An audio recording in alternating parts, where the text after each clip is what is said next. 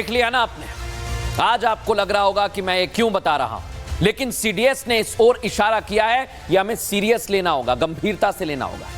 और इन दगाबाज पड़ोसियों को तो हमने सबक सिखाने की तैयारी कर ली है, लेकिन ये आस्तीन का सांप तुर्की, ये हमारा पड़ोसी नहीं है। और आपने सुना एम्बेसडर दीपक वोरा क्या कह रहे थे, इससे खतरा नहीं है, लेकिन ये दुश्मन का साथ दे रहा है।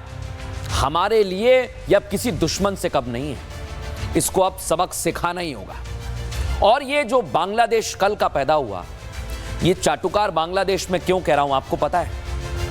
क्योंकि ये पहले चीन की गोद में चला गया, फिर ये पाक से गले लगने लगा, और अब ये तुर्की की चाटुकारिता कर रहा है। और आपको एक बात पता है, ये सब क्यों कर रहा है?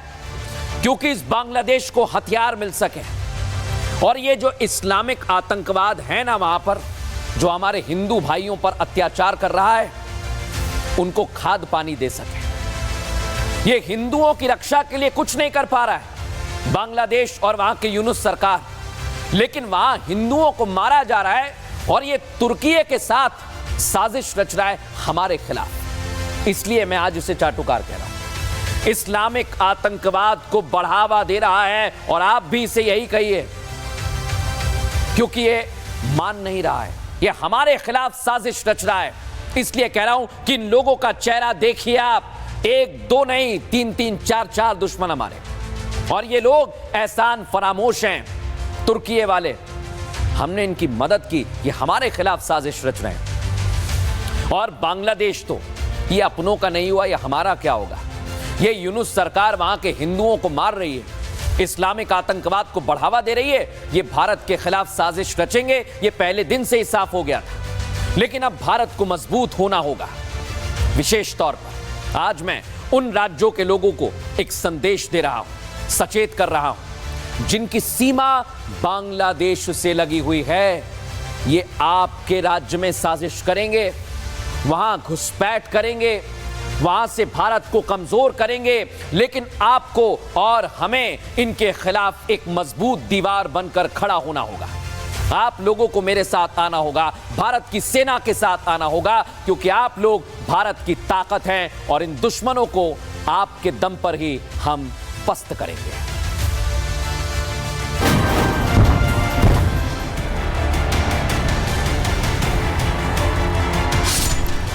भारत के खिलाफ साजिश में केवल पाक, चीन और तुर्की की तिकड़ी ही शामिल नहीं है, बल्कि हमारा एक और इस्लामिक पड़ोसी तेजी से दुश्मनों के साथ हाथ मिला रहा है, वो है बांग्लादेश। पिछले साल अगस्त से पहले तक जो बांग्लादेश शेख हसीना की सरकार में एक विश्वसनीय पड़ोसी था, वो पाकिस्तान के साथ अपने संबंधों को गहरा कर रहा है। इस्लामिक झुकाव वाली मोहम्मद यूनुस सरकार ने पाकिस्तान से अपनी पुरानी दुश्मनी को छोड़ हाथ मिला लिया है, जबकि शेख हसीना के दौर में बांग्लादेश पाकिस्तान की दुश्मनी चरम पर थी। बांग्लादेश पाकिस्तान का करीब आना भारत के लिए सिर दर्द था। अब एक और मुसीबत सामने आने लगी है। भारत से गर्मा गर्मी के बीच पाकिस्तान का दोस्त तुर्की भी अब बांग्लादेश के साथ अपने संबंधों को मजबूत कर रहा है। तुर्की के रक्षा उद्योग के सचिव हलूक गोरगुन ढाका पहुंचे, जिससे यह साफ हो जाता है कि उनकी बांग्लादेश यात्रा का मुख्य उद्देश्य रक्षा क्षेत्र को बढ़ाना है। इससे पहले बांग्लादेश के शीर्ष सैन्य अधिकारी भी तुर्की पहुंचे थे। यानी तुर्की ने बांग्लादेश में अपने आप को मजबूत करने की दिशा में कदम बढ़ा दिए हैं, और अगर ये डील हो जाती है तो ये भारत के लिए नई चिंताओं को जन्म दे देगा। इसे सीधे तौर पर बांग्लादेश की तरफ से भारत को घेरने की कोशिश माना जाएगा। ऐसे में भारत को हर कदम बेहद सोच समझ कर रखना होगा।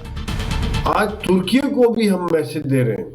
आज हमारी ग्रीस के साथ डील हो रही है, उनके साथ मीटिंग हो रही है, उनके साथ हम हथियार प्रोवाइड कर रहे हैं, ताकि तुर्की को भी ये लगे कि भैया तुम हमारी घेराबंदी नहीं कर रहे, तुम्हारी घेराबंदी करने में भी हम पूरी तरह से सक्षम हैं। बांग्लादेश की राजनीतिक स्थिति काफी अस्थिर है। ऐसे में खबरें ये भी सामने आ रही हैं कि तुर्की की खुफिया एजेंसियां बांग्लादेश में कट्टरपंथी संगठन जमात इस्लामी को आर्थिक और सैन्य मदद दे रही है। ऑपरेशन सिंदूर के तुरंत बाद तुर्की समर्थित एक संस्था ने बांग्लादेश का नया नक्शा जारी किया था, जिसमें भारत के कई राज्य बांग्लादेश के नक्शे में दिखा दिए थे, जिससे भारत की राष्ट्रीय सुरक्षा को लेकर गंभीर चिंताएं पैदा हुई थी। ऐसे में भारत को कूटनीति के रास्ते पर आगे बढ़कर दुश्मन को सबक सिखाना होगा। दुनिया में भारत की छवि आज नंबर 1 है। 25 देशों ने अपने सबसे बड़े सम्मान दिए हैं प्राइम मिनिस्टर नरेंद्र मोदी को। 18 देशों की नेशनल असेंबली पार्लियामेंट्स को उन्होंने एड्रेस किया। इससे बड़ी चीज़ क्या हो सकती है। पूरी दुनिया में माना जाता है और ये अमेरिकन कंपनियां कहती हैं नरेंद्र मोदी दुनिया का सबसे लोकप्रिय लीडर है। सो डिप्लोमेटिकली जो आप देख रहे हैं, भारत की छवि इस समय पूरी दुनिया में बेमिसाल है।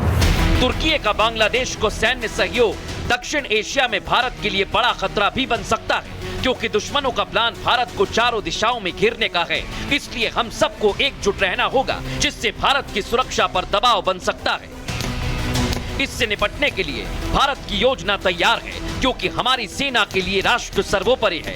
देश की तरफ आंख उठाकर देखने वाले अपना अस्तित्व भी नहीं बचा पाएंगे, क्योंकि हम सब एक हैं। एक रहेंगे तो देश सर्वश्रेष्ठ रहेगा। देख लिया ना आपने। आज आपको लग रहा होगा कि मैं ये क्यों बता रहा हूं, लेकिन सीडीएस ने इस ओर इशारा किया है। यह हमें सीरियस लेना होगा, गंभीरता से लेना होगा। और इन दगाबाज पड़ोसियों को तो हमने सबक सिखाने की तैयारी कर ली है। लेकिन ये आस्तीन का सांप तुर्की ये हमारा पड़ोसी नहीं है। और आपने सुना एम्बेसडर दीपक वोरा क्या कह रहे थे, इससे खतरा नहीं है, लेकिन ये दुश्मन का साथ दे रहा है। हमारे लिए ये अब किसी दुश्मन से कम नहीं है। इसको अब सबक सिखाना ही होगा। और ये जो बांग्लादेश कल का पैदा हुआ, ये चाटुकार बांग्लादेश में क्यों कह रहा हूं आपको पता है? क्योंकि ये पहले चीन की गोद में चला गया, फिर ये पाक से गले लगने लगा, और अब ये तुर्की की चाटुकारिता कर रहा है। और आपको एक बात पता है, ये सब क्यों कर रहा है? क्योंकि इस बांग्लादेश को हथियार मिल सके, और ये जो इस्लामिक आतंकवाद है ना वहां पर, जो हमारे हिंदू भाइयों पर अत्याचार कर रहा है, उनको खाद पानी दे सके। ये हिंदुओं की रक्षा के लिए कुछ नहीं कर पा रहा है बांग्लादेश और वहां की यूनुस सरकार, लेकिन वहां हिंदुओं को मारा जा रहा है, और ये तुर्की के साथ साजिश रच रहा है हमारे खिलाफ। इसलिए मैं आज उसे चाटुकार कह रहा हूं। इस्लामिक आतंकवाद को बढ़ावा दे रहा है, और आप भी इसे यही कहिए, क्योंकि ये मान नहीं रहा है, ये हमारे खिलाफ साजिश रच रहा है। इसलिए कह रहा हूं कि इन लोगों का चेहरा देखिए आप, 1 2 नहीं 3 3 4 4 दुश्मन हमारे, और ये लोग एहसान फरामोश हैं तुर्की वाले। हमने इनकी मदद की, ये हमारे खिलाफ साजिश रच रहे हैं। और बांग्लादेश तो ये अपनों का नहीं हुआ, ये हमारा क्या होगा?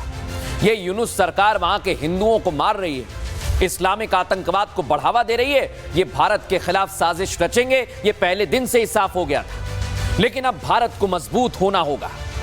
विशेष तौर पर आज मैं उन राज्यों के लोगों को एक संदेश दे रहा हूं, सचेत कर रहा हूं, जिनकी सीमा बांग्लादेश से लगी हुई है।